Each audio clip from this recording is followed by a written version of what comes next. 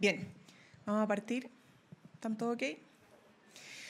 Bien, acabamos de finalizar el último Consejo de Gabinete antes de las fiestas navideñas y de Año Nuevo.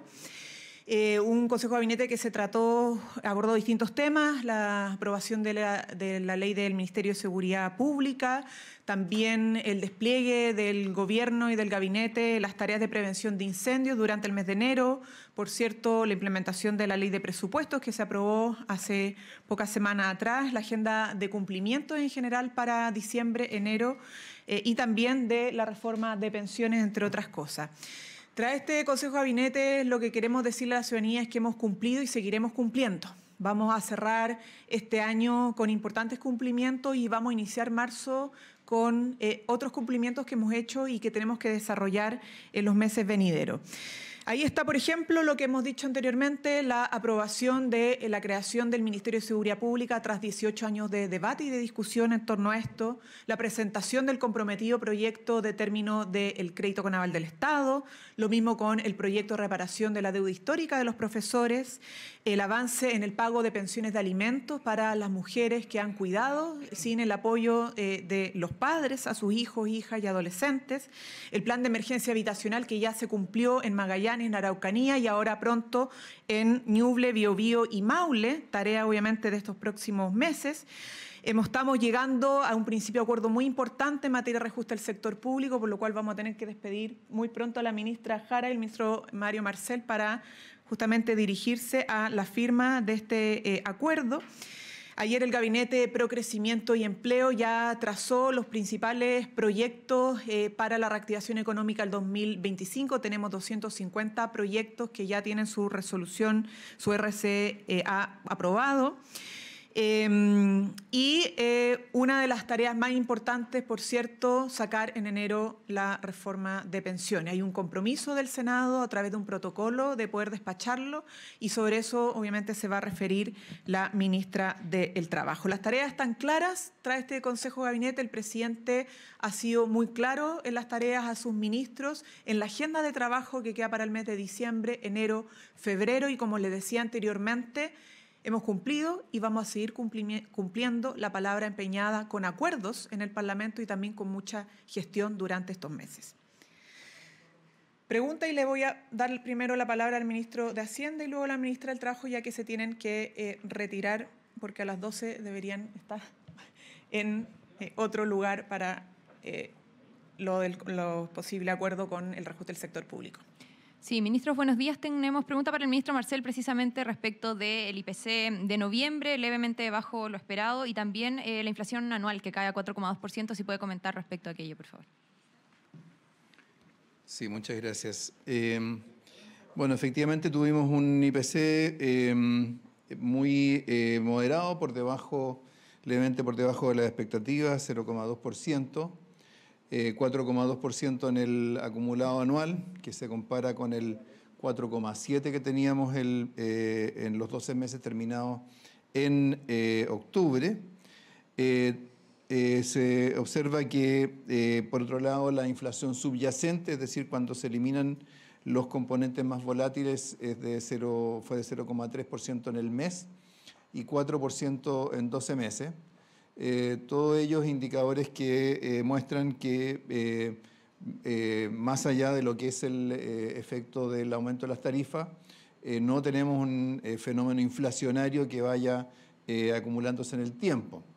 De hecho, en este dato de IPC, más de la mitad del IPC del mes está explicado por un ítem que no involucra gastos muy regulares de las familias, que es el que se refiere a viajes, pasajes aéreos y paquetes turísticos. Así que creo que es una cifra que reafirma que estamos en una trayectoria de moderación inflacionaria. El próximo mes vamos a tener algún alza porque el año pasado en diciembre fue negativo en 0,5%. Eso es difícil de igualar. Pero quisiera hacer el contraste con que hace un mes atrás, ¿cierto? A raíz de que tuvimos un IMASEC de 0% en 12 meses en septiembre y un IPC de 1% en octubre, tuvimos un vendaval, ¿cierto?, de comentarios, mucho titular, mucho artículo. Bueno, hoy día, un mes más tarde, tenemos un IMASEC de 2,3% y un IPC de 0,2%. Entonces, ¿esto qué es lo que nos recuerda? Que las cifras mes a mes siempre son volátiles. No tenemos que exagerar nuestro juicio respecto cuando tenemos algún indicador, sea bueno o sea malo. Lo que tenemos que ver es la tendencia, y la tendencia es un crecimiento durante el 2024 por sobre el crecimiento tendencial y una inflación que, descontando el efecto del aumento de las tarifas, también se ha ido moderando. Ministro, el presidente decía en sus palabras en la mañana que buscaba no solo aportar mayor dinamismo a la economía, sino que se tradujera efectivamente en el bolsillo de los chilenos. ¿Puede garantizar que eso lo van a empezar a notar también las familias chilenas, considerando que ir al supermercado cada día es casi privativo, también salir a comer a un restaurante, por ejemplo? Sí. Bueno, lo que vamos a estar viendo durante los próximos meses en materia de inflación es que diciembre, como decía, va a ser un poco más alto. Después vamos a tener el último incremento de tarifas eléctricas, que finalmente va a ser bastante menor a lo que se esperaba.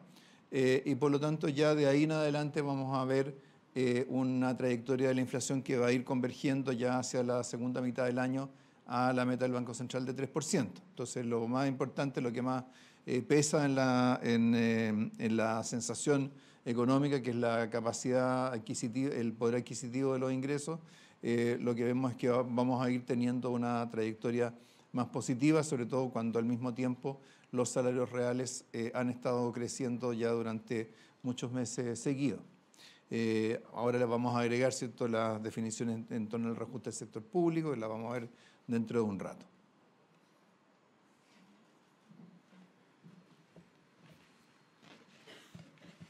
Bueno, buenos días. Uno de los temas también abordados hoy día en el Consejo de Gabinete, liderado por el presidente de la República, es aquel relativo al estado de la negociación en materia de pensiones.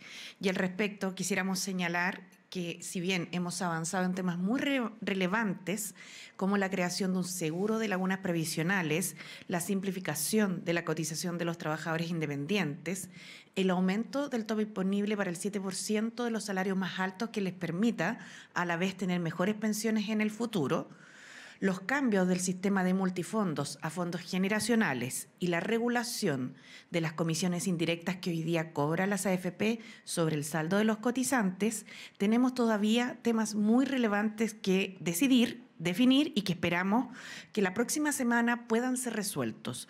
Lo señalamos porque tenemos un compromiso en torno a un protocolo de tramitación, y que es que este proyecto de ley se despache en enero del Senado. Pero para eso debe resolverse muy prontamente temas que han estado pendientes durante bastante tiempo y que dicen relación principalmente con que necesitamos mejores pensiones para Chile. Por eso la propuesta del Ejecutivo sigue poniendo el foco en mujeres y en aquellas trabajadoras y trabajadores que, cotizando largos años, hoy día tienen pensiones autofinanciadas que son insuficientes. La mediana en el caso de las mujeres de 48.000 pesos de su pensión de FP y de los hombres de 150.000 pesos.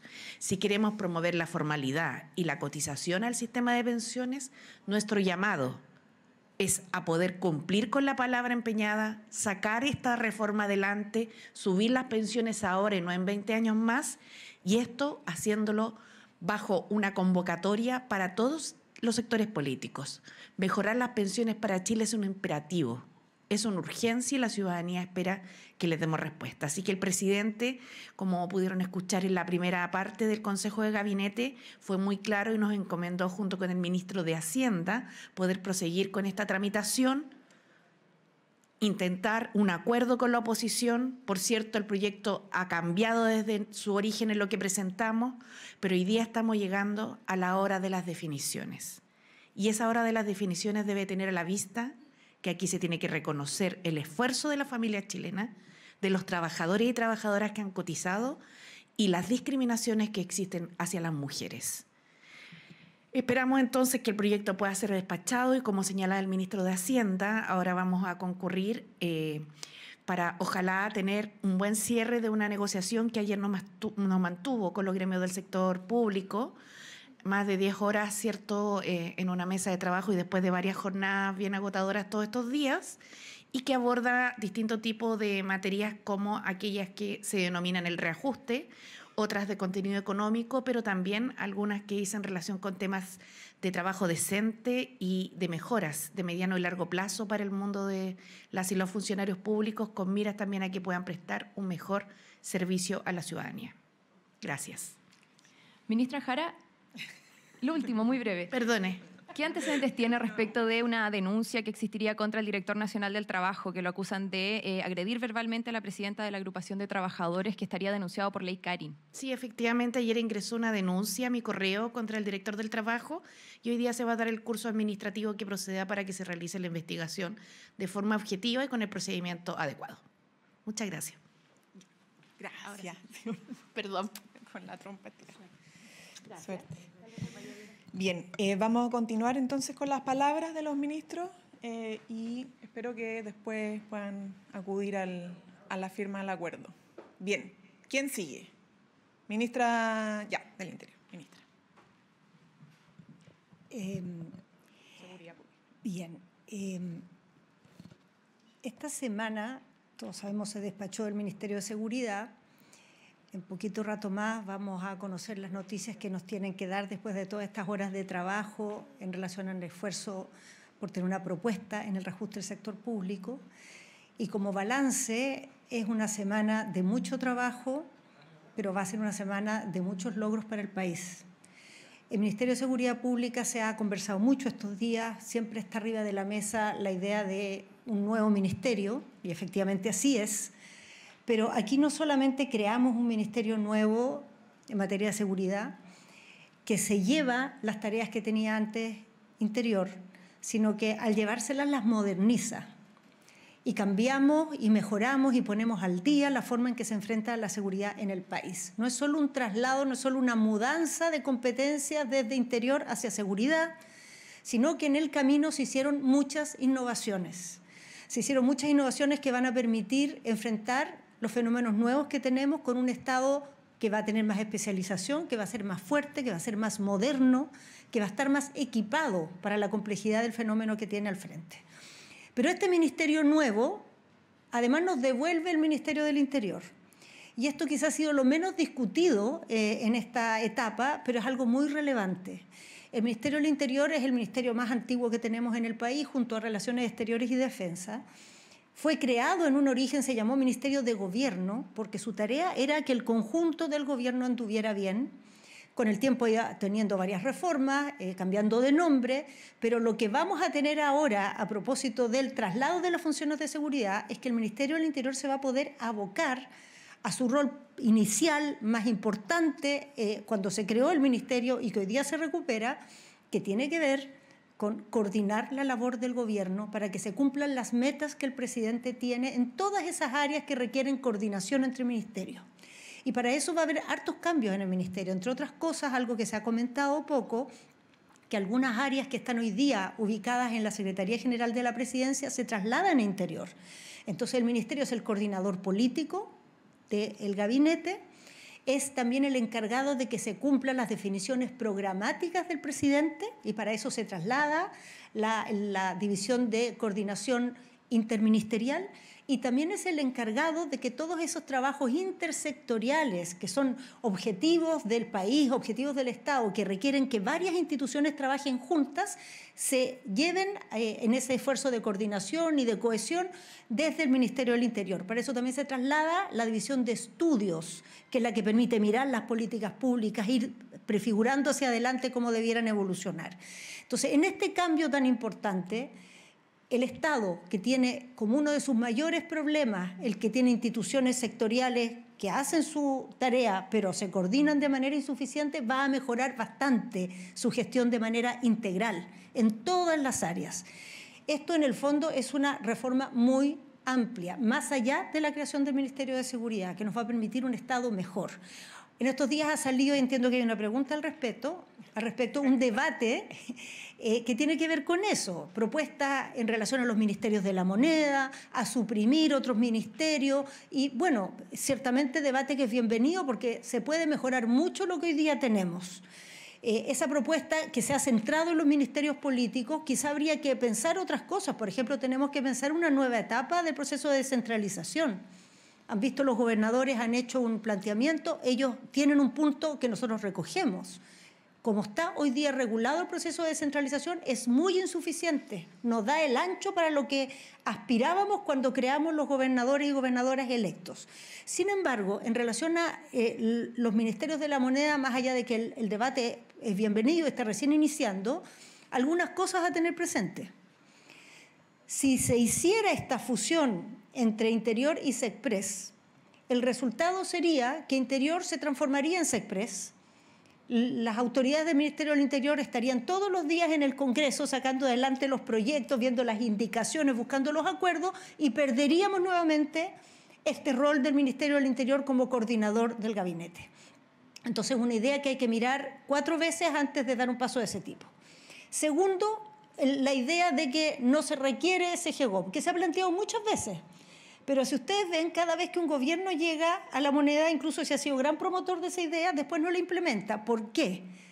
Porque los presidentes descubren que tener 3 ministerios políticos y poder representar a los distintos sectores que los apoyan en el centro de gobierno, que es la moneda, es una cosa que facilita la gestión política. Entonces, bienvenido el debate, pero en ese debate tomemos en cuenta todos estos elementos y como gobierno siempre dispuestos a iniciar estos temas. Todo lo que sea mejorar el Estado es algo que nos parece está en nuestro corazón. Hay que tener un Estado eficiente, que ocupe bien los recursos, que haga bien sus tareas, es parte del sentido de la labor que hacemos como gobierno y como proyecto progresista también. Y lo dejé sin pregunta, me encanta eso. Ministra, me gustaría preguntarle por el plazo que hoy se acotó más respecto a la implementación del Ministerio de Seguridad, si se puede garantizar el compromiso para que este esté implementado ya de aquí a 4 meses y también si no puede existir algún perjuicio también con apurar tanto la implementación, considerando que primero se habló de 1 año, 6 meses y ahora de 6 meses a 1 año, considerando también la importancia del ministerio. Cada día se acorta más el plazo, así que vamos a apurarnos porque si no nos van a cortar más el plazo todavía. No, a ver, en la ley lo que quedó establecido es un plazo de 1 año para dictar el decreto con fuerza de ley y los distintos instrumentos que son reglamentos, distintos, instrumentos administrativos que le dan cuerpo al nuevo ministerio y a los ajustes de Interior. Esto convive con el hecho de que el presidente tiene un compromiso que tomó ante el país el 1 de junio, cuando dio su cuenta pública y dijo el próximo año cuando estemos aquí va a haber sentada una ministra o un ministro de Seguridad. Y ese compromiso lo vamos a cumplir. Eso es 1 de junio. Hoy día el presidente, que en el Consejo de Gabinete habló de 4 meses, que estamos hablando, no sé, inicios de abril. Entonces, ¿es un plazo estrecho? Sí. Sin embargo, quiero decir, aquí hay harto trabajo adelantado.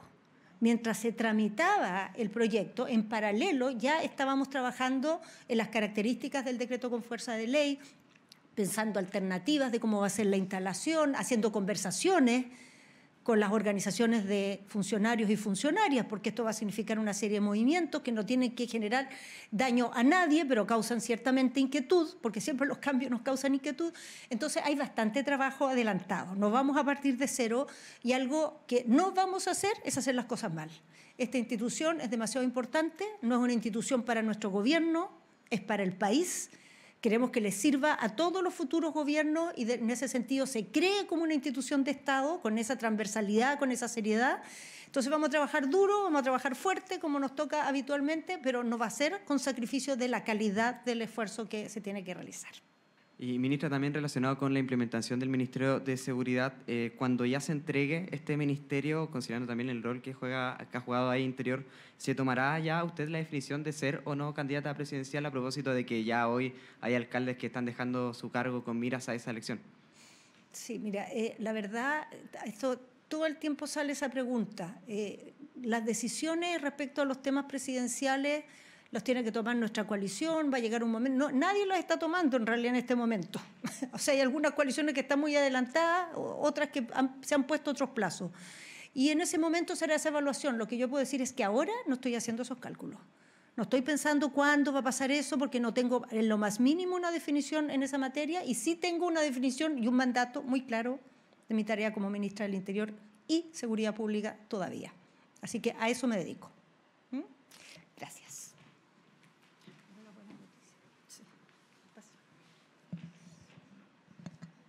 ¿Más preguntas? Sí, a la ministra Aguilera, la ministra de Perfecto. Salud. Hola, buenas tardes. Ministra, queríamos preguntarle por lo que ha sido esta semana la controversia con las ISAPRES. En el Consejo de Gabinete recién pasado queríamos saber si se evaluó la forma en que se está aplicando la ley corta de ISAPRES, los efectos entre los afiliados que están recibiendo pagos insignificantes y más allá de las gestiones que está haciendo el superintendente al respecto, ¿qué más puede hacer el gobierno para pedir que las ISAPRES hagan un mayor esfuerzo financiero y puedan responderle a los afiliados?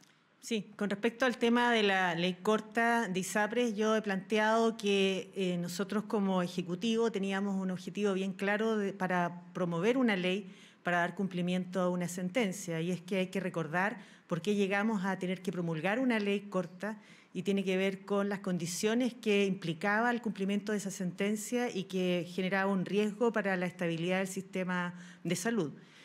Nosotros consideramos que se ha logrado dar cuenta de que efectivamente se pueda cumplir los fallos de la Corte Suprema y se le ha dado estabilidad al sistema privado y con eso, consecuentemente, a todo el sistema de salud, y que además hemos sido capaces como gobierno de responder a una situación que venía arrastrándose desde la pandemia en relación a las deudas también de las clínicas privadas, que eso también es bien relevante.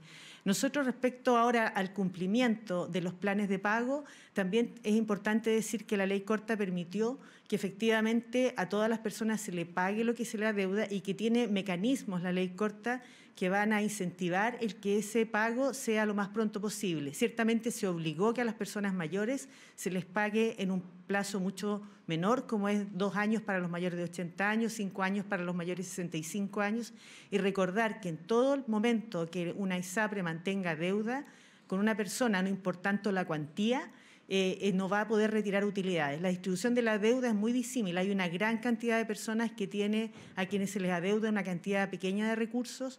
El Ejecutivo ha puesto todos esos incentivos en el proyecto de ley y la Superintendencia de ISAPRE, de Salud, efectivamente va a usar todas las atribuciones que tiene justamente para fiscalizar. De hecho, va a tener una reunión el superintendente con todas las ISAPRE y va a hacer una propuesta de cómo en la fiscalización dar garantías de que en la medida que va mejorando la situación financiera se puedan abreviar los plazos y dar cumplimiento a las genuinas perspectivas que tienen las personas respecto al dinero que se le cobró en exceso. Claro, suena bien, ministra, porque ha sido un largo camino la tramitación de esta ley corta. Usted ya ahí hablaba un poco de... Un largo camino y con un plazo que era perentorio. Pero de todas formas los pagos han sido vergonzosos, según lo han planteado también la ministra Jara en particular. Por eso queríamos saber qué más puede hacer el gobierno aparte de las gestiones del superintendente. Lo que puede hacer es efectivamente combinar y usar las atribuciones de la superintendencia, que es la que está a cargo efectivamente de dar cumplimiento a lo que estableció primero la Corte y después la ley corta, que le dio las atribuciones para fiscalizar el cumplimiento de la ley. Ministra, quería saber si este tema fue abordado por el presidente en este Consejo de Gabinete y cómo toma usted que buena parte de las críticas a su gestión vengan del propio oficialismo. No fue abordado en el Consejo de Gabinete. Bueno, yo tomo todos los aspectos relacionados a un sector que es complejo, que viene saliendo de una crisis general, con el mismo espíritu de tratar de ir solventando y superando una situación compleja que ha tenido el sector y que se expresa en distintas áreas, como por ejemplo todo lo que fue la crisis del sector privado, que no fue provocado por el gobierno, sino que fue una situación relacionada con un fallo de la Corte Suprema asociado a las debilidades que tiene el mismo sistema de seguros privados de salud. Nosotros hemos ido dando cumplimiento. Justamente pudimos sacar una ley corta que permitió fortalecer la modalidad de cobertura complementaria de FONASA, crearla, o sea, fortalecer el seguro público y con eso generar más alternativas para las personas. También hemos sido capaces de ir abriendo todo lo que es la atención de salud. Este año hemos logrado recuperar la capacidad de producción del sistema de salud y ciertamente es un sector que tiene muchas aristas y está siempre sujeto a las críticas y nosotros lo tomamos de forma constructiva para tratar de ir superando las dificultades que tiene el sistema, no solo en Chile, sino que también en todo el mundo. Ministra Vallejo, queríamos preguntarle también por este mismo tema. Queríamos saber si ya recibió usted la carta de molestia de la Comisión de Salud del Senado por sus declaraciones el lunes pasado y si tiene alguna precisión respecto a esa vocería en particular donde se le endosa responsabilidad al Congreso en la polémica de esta semana. No me puedo hacer cargo de los titulares de la prensa respecto a la vocería del lunes. Lo que yo puedo decir y referirme a lo que he dicho exactamente. No me ha llegado todavía ninguna carta de protesta, pero bienvenida, la recibo. Lo que sí no puedo dejar de señalar es que aquí lo que ha surgido es fruto de un acuerdo con el Parlamento que se gesta en la comisión mixta y que es ratificado por ambas cámaras y de lo cual los parlamentarios de Chile Vamos no se pueden desentender. Porque esto de emplazar al gobierno de las consecuencias de una ley de la cual ellos fueron parte y donde promovieron la extensión de los plazos de 10 a 13 años es algo que es parte de los hechos, de la verdad y que no se puede desmentir. Pueden haber molestias por señalarlo, pero esa es la pura y santa verdad. Y esto es importante decirlo, porque cuando conocimos los resultados de la implementación de la ley corta, muchos de los parlamentarios que promovieron, o del sector que promovió la extensión de plazo, que fue parte finalmente del acuerdo, efectivamente, para poder sacar la ley corta, empezaron a emplazar al gobierno y se empezaron a desentender de las propias responsabilidades de la tramitación de un proyecto que fue un proyecto de ley. Por lo tanto, aquí hay que dejar las cosas claras. Yo no sé cómo se interpretó, reinterpretó a partir de titulares de la prensa, pero eso es todo lo que hemos dicho. Y como ustedes saben, eso está constatado en la historia de la ley, en las actas, en los videos que han sido de público conocimiento. Y por lo tanto, aquí hemos todos tenido que tramitar una ley que no estaba contemplada en ningún programa de gobierno, que tuvo que hacerse cargo. Y la ministra tuvo que hacerse cargo del gobierno de presentar para aplicar un fallo que no era nada de fácil, porque al mismo tiempo de tener que darle sostenibilidad al sistema para evitar un posible colapso y un perjuicio incluso al sistema público, tenía que dar los parámetros para cumplir con la devolución de los cobros excesivos a los usuarios. Y darle también a la superintendencia las facultades de revisar esos planes conforme a la ley que se había aprobado por todo el Parlamento y que efectivamente fue parte del acuerdo del gobierno con el Parlamento, ¿no? Pero en esa negociación no se pueden, los senadores particularmente, a propósito de las precisiones, senadores de la oposición de Chile Vamos, que en la comisión mixta fueron muy enfáticos en decir que el plazo tenía que ser más extenso de lo que se había planteado. Ministra, buenas tardes. Quería preguntarle sobre este debate que se ha dado sobre la fusión de ministerios, porque una de las carteras que se ha sacado a colación es justamente la de la CEGOV. Y le quería preguntar cómo ve aquello como titular de aquella cartera y también si considera indispensable la existencia de esta repartición que usted lidera en el contexto de este debate. Bueno, primero esto hay que evaluarlo en función de las instituciones, más allá de el cargo que uno asume temporalmente, como los gobiernos pasan, pero las instituciones que hay. La institución, tanto de SECPRES como SEGEGOV, tienen dos funciones importantes. SECPRES es dedicación exclusiva a las tareas del Parlamento, que son cada vez más crecientes. Ustedes saben que la agenda legislativa requieren casi 24/7, incluso de otros ministerios, no solamente de SECPRES. Y por lo tanto, incluso a todos quienes pretendan ser futuros presidente o presidenta, echarían harto de menos tener un ministro con dedicación exclusiva a las tareas del Parlamento y no solo un subsecretario, ¿no? Por lo que implica ese trabajo, esa tarea, y por lo que implica que un poder del Estado, como el Poder Ejecutivo, dialogue y colegisle con otro poder del Estado, como lo es el Parlamento, ¿no? Y que tiene distintas miradas, distintos partidos, distintas bancadas, distintas posiciones, muchas veces que no son solo de bancada, sino que son individuales.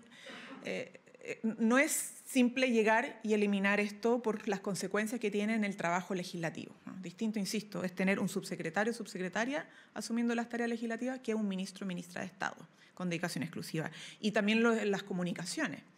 Las comunicaciones son fundamentales no solamente para poder comunicarnos con la prensa, responder preguntas, sino porque está la comunicación con la ciudadanía también. Ustedes recordarán que las tareas institucionales de este ministerio tienen que ver con la campaña de interés público, prevención de incendios, las campañas de invierno que coordinamos con el Ministerio de Salud, sobre accidentes de tránsito, sobre la publicación de cada una de las carteras de sus avances legislativos, de tener las páginas a disposición y actualizadas sobre los programas y fondos que son concursables, los ayudas y beneficios de la ciudadanía, toda esa parte que a lo mejor no la relacionan con este ministerio, pero es parte de las tareas del ministerio, que no es solamente la vocería. Entonces, es una discusión, como decía la ministra, legítima, abierta, pero hay que tener todas esas consideraciones respecto al rol institucional de los ministerios, más allá de quién conduce o lidera cada una de las carteras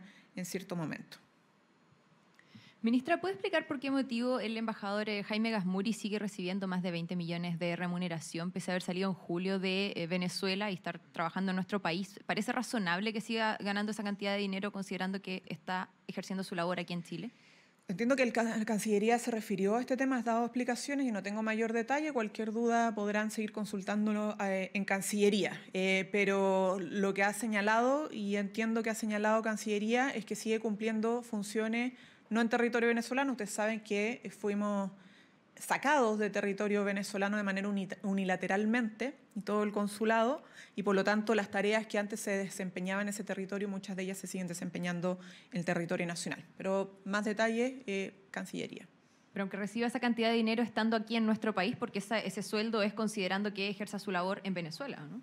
Por eso le digo, para mayor detalle, Cancillería.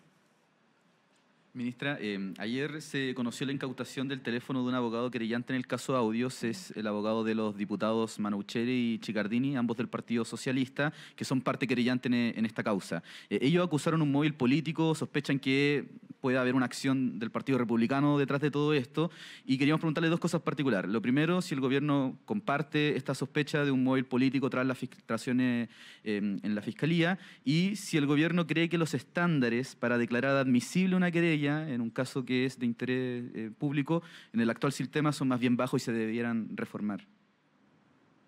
A propósito de esa querella en particular.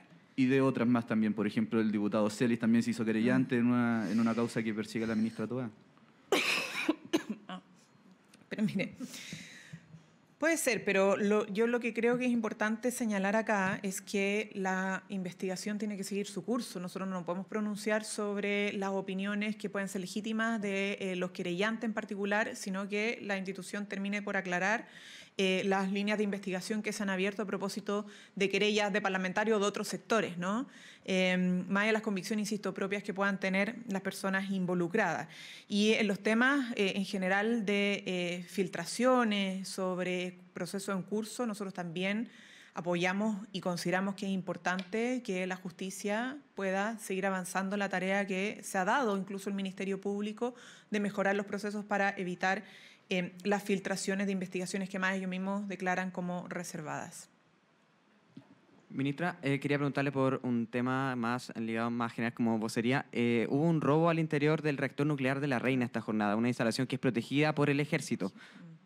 ¿Qué antecedentes posee el Ejecutivo? ¿Hubo falla de protocolos? ¿Por qué pasó una cosa así en una instalación que es protegida precisamente por el Ejército? Y si se considera algún sumario dentro de la información que poseen. Sí, nos han informado de que no sería un reactor nuclear, que se ha producido un robo de otra especie de insumos en las dependencias del recinto, pero no reactor nuclear. De todas maneras, el Ejército ya denunció este hecho ante la Fiscalía del Ministerio Público. Y además, desde el Gobierno al Consejo de Defensa del Estado se ofició, porque evidentemente cualquier querella que nosotros podamos promover respecto a eso lo tiene que resolver, es a través del Consejo de Defensa del Estado y lo tiene que evaluar el Consejo de Defensa del Estado. Y también se requirió a la Fiscalía Militar que se investigue penalmente este robo. Pero partiendo de esta aclaración que nos han hecho, al menos de la información que se nos ha propiciado, que no sería un reactor nuclear, que es lo que más había preocupado en un inicio, sino que de otros insumos, aún así hay procesos de investigación en curso en el Ministerio Público y también a solicitud del Gobierno a través del Consejo de Defensa del Estado y la Fiscalía Militar. Ya. Ministra, que hago una pregunta. Sí. ¿Para mí? Para usted. ¿Liberamos a las otras ministras? Es cortito, así que se pueden quedar. Ministra, hoy día asumen la mayoría, todos los alcaldes y alcaldesas, ¿no es cierto?, que fueron electas en la última elección. Y también asume el alcalde de Victoria, que lo sabemos durante esta semana. Usted también respondió, la ministra de la Mujer, que está formalizado por violación, pero la justicia le dio 2 horas para poder asumir el cargo. Cernamec apeló a la resolución que autorizó esta suspensión por 2 horas en esta cautelar del alcalde de Victoria. Sin embargo, la justicia denegó esta apelación. ¿Qué se opina como gobierno, entendiendo las señales que ustedes también han dado en este caso, que finalmente la justicia le dé permiso a una persona formalizada por violación justamente para asumir este cargo?